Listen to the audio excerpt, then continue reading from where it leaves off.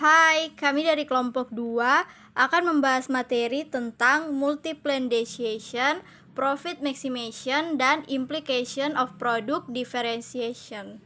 Sebelum kita masuk ke dalam materi, ada satu motivasi dari John Dewey yang berkata, pendidikan bukan persiapan untuk hidup, pendidikan adalah hidup itu sendiri. Materi yang pertama yaitu multiplan decisions.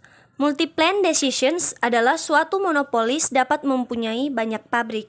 Perusahaan yang memiliki banyak pabrik harus menentukan berapa pabrik yang akan berproduksi dan bagaimana mengalokasikan jumlah produksi di antara pabrik-pabrik tersebut. Monopolis akan mengalokasikan jumlah produksi di antara pabrik-pabriknya tersebut, di mana MC-nya sama untuk setiap pabrik. Berikut adalah contoh soal 8.6. Perusahaan monopoli dapat menghasilkan output dalam dua pabrik. Biaya marginal produksi di pabrik 1 adalah marginal cost 1 sama dengan 3 kuantitas 1. Dan biaya produksi marginal di pabrik 2 adalah marginal cost 2 sama dengan kuantitas 2.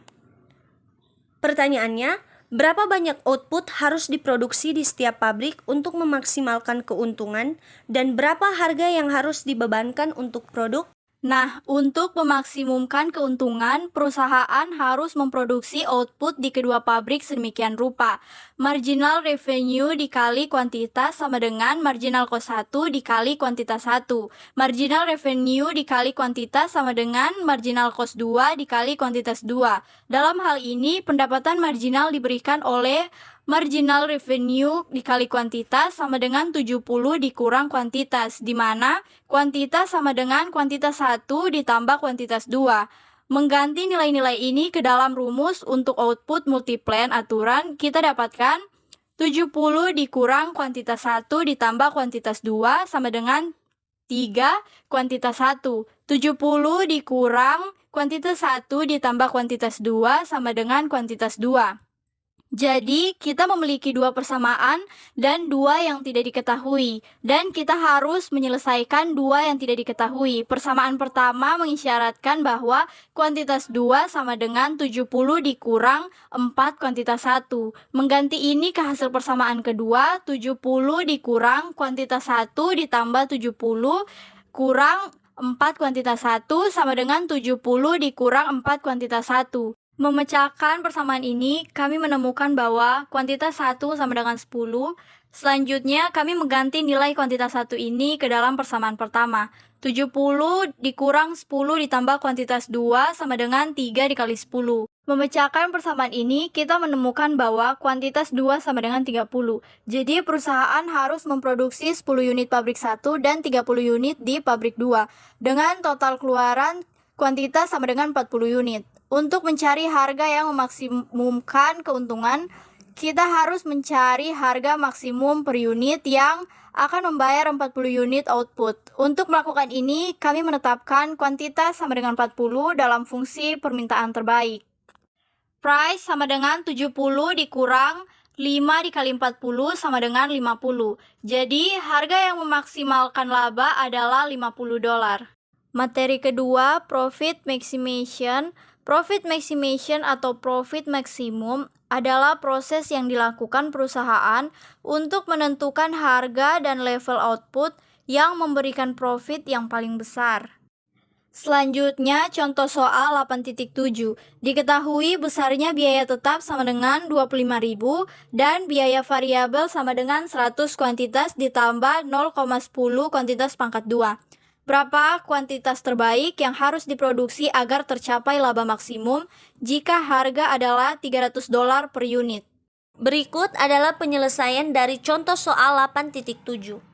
Laba maksimum tercapai ketika marginal revenue sama dengan marginal cost. Dan untuk mencari nilai marginal revenue dan marginal cost, terlebih dahulu kita tentukan besarnya total revenue dan total cost. Total revenue sama dengan price dikali kuantitas sama dengan 300 kuantitas. Marginal revenue sama dengan total revenue sama dengan 300. Total cost sama dengan Fixed cost ditambah variable cost sama dengan 25.000 ditambah 100 kuantitas ditambah 0,10 kuantitas pangkat 2. Marginal cost sama dengan total cost sama dengan 100 ditambah 0,20 kuantitas. Syarat laba maksimum, marginal revenue sama dengan marginal cost. 300 sama dengan 100 ditambah 0,2 kuantitas. 0,2 kuantitas sama dengan 200, kuantitas sama dengan 1000.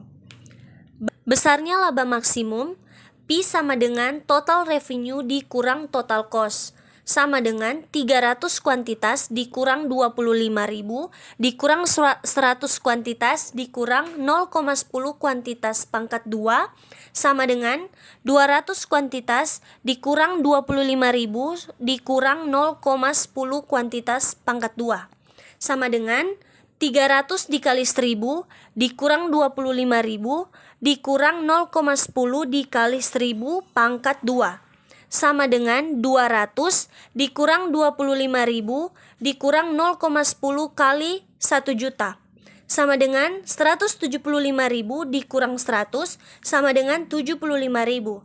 Perusahaan memperoleh laba supernormal sebesar $75 dengan memproduksi 1000 unit barang pada harga $300 per unit, dan laba tersebut merupakan laba tertinggi yang bisa dicapai perusahaan. Materi yang ketiga yaitu implications of product differentiation adalah bahwa pembeli produk membedakan antara produk yang sama yang diproduksi oleh perusahaan yang berbeda. Oleh karena itu, mereka juga bersedia membayar harga yang berbeda untuk produk yang sama yang dihasilkan oleh perusahaan yang berbeda. Hal ini memberikan beberapa kekuatan monopoli kepada perusahaan individu untuk mempengaruhi harga pasar produknya. Berikut contoh soal 8.8. Corpus Industries menghasilkan produk dengan biaya marginal konstan yang dijualnya di pasar persaingan monopolistik. Dalam upaya untuk meningkatkan keuntungan, manajer menyewa seorang ekonomi untuk memperkirakan permintaan produknya.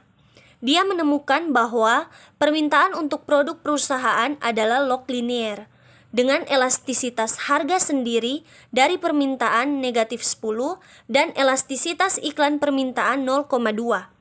Memaksimalkan laba, berapa fraksi pendapatan yang harus dikeluarkan perusahaan untuk iklan?